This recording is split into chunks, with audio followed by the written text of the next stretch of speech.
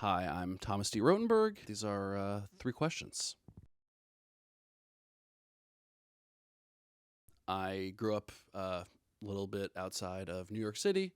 I went to NYU and I've basically been here almost ever since, with the exception of a couple of years spent elsewhere. Psychologically, I think there's a few things that I've always been kind of preoccupied with in my work and, ever since I was a child. The first thing is perception and how different people can have completely different perceptions of the same event or similar events.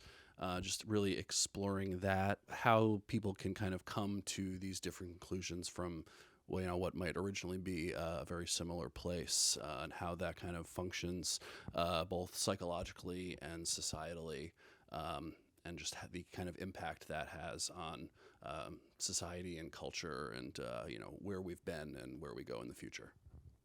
Another thing that I've always been preoccupied with is time, how we perceive it, how we never seem to have enough of it, and how we're kind of always looking at the future and the past and kind of thinking about how we would have done things differently, how we'd like to do things differently in the future, and how we kind of reconcile that with the lives that we do lead, the existences that we do have.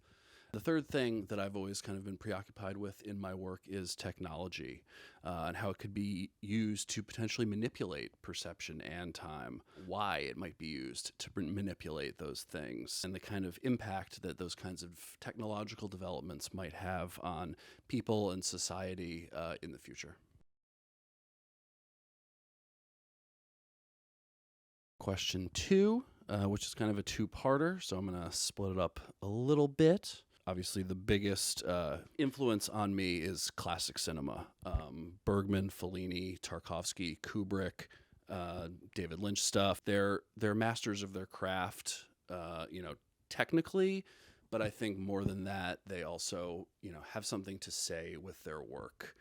They want to explore themes and things that they think about and things in their own lives. They have ideas that they want to work through and sort out. I think a lot of that kind of personal intention is missing from a lot of work today, and that's why I revisit these older films so frequently. The second thing that I think always has influenced me and continues to motivate me is music and music videos. Growing up back in the 90s, there was such a music video boom, and there was so much creativity and invention and ingenuity going on with music videos at the time. There's this experimental energy and feeling that really just embedded itself into my brain and my psyche. And it's just always been something that I return to for inspiration. I think also because music, it's not like a 2-hour film where you have to sit down and really, pay attention and get emotionally invested. When you hear a certain song or piece of music, it can instantly, take you to a certain emotional place. I think that's such a unique and inspiring thing that music is able to do, in such a quick period of time. That's why I kind of always return to a lot of different songs and musical pieces to get me to certain emotional places while creating work. And with regard to my motivation for creating the work that I make, I think the biggest thing, and I think a lot of artists do this. This is a big commonality, is just trying to process our own experiences and how we relate to the world, and kind of working through our own psychology and trying to understand ourselves and understand the world around us in the hopes that, we can contribute something to make the world a better place, even if it's just connecting to one person. I think that's what all artists really aspire to, and why they create work in the first place. Second is, I think this ties in with, processing, your own experiences is, propagandizing for the things that you believe in, trying to convey, what you want out of life and how that relates to how other people might relate to that, by kind of processing your own experiences and looking at yourself and how you relate to the world. Hopefully you can convey some of that to somebody else, help somebody else understand the world better in the same way that the process of creating the work has done for you. And for the second part of this two-parter, how do I balance my creativity with supporting other artists? Supporting other artists is something that I've been doing since 2013 when I started managing the Media Center's Digital Media Arts Gallery, bringing artists in from all walks of life at all career levels. And also, continued with the Lightyear project and bring even more artists in on such a consistent basis and helping to get their work, in exhibition and share them with new audiences. It can certainly be a lot to balance, but I think, being an artist, I try to come from a place of empathy for other artists who may be just starting out or, don't necessarily have access to a ton of resources. I think in my own journey as an artist, there were definitely times where I didn't feel very supported, and I didn't have a lot of outlets for my creativity.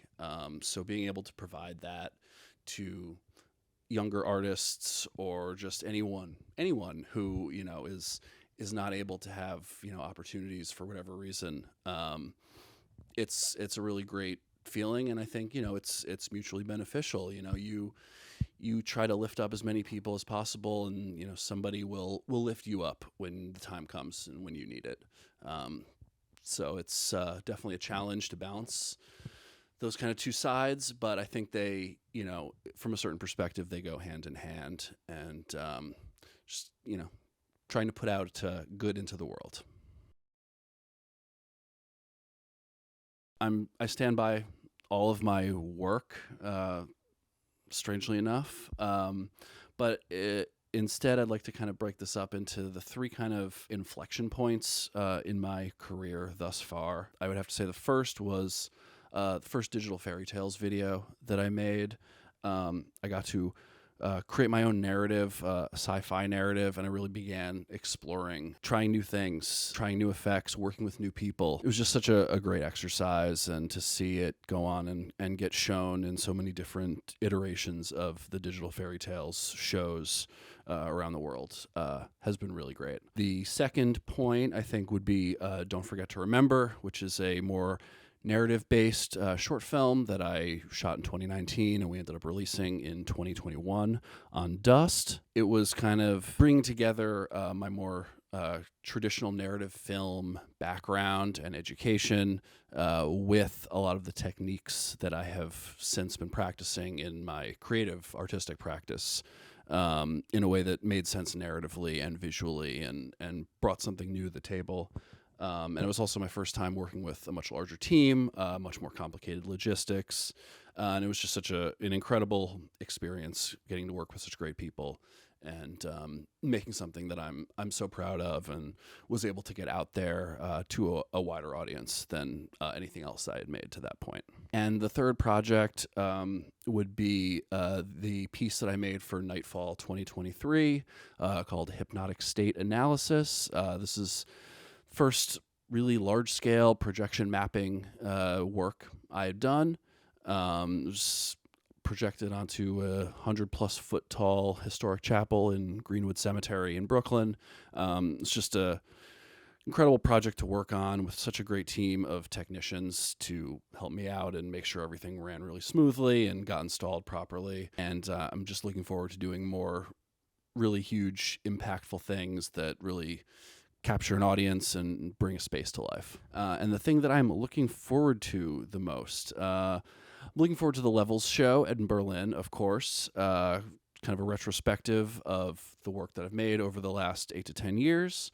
I'm also working on a projection mapping show, will hopefully be coming to the Long Island City area in later 2024. But most of all, though, I'm looking forward to making a feature film, a script that I'm working on now that will really evolve my visual and storytelling techniques even further, and hopefully bring even larger, better, more fun opportunities my way, and continue being creative and exploring stories and themes and other things that make I'm passionate about and give purpose to my existence.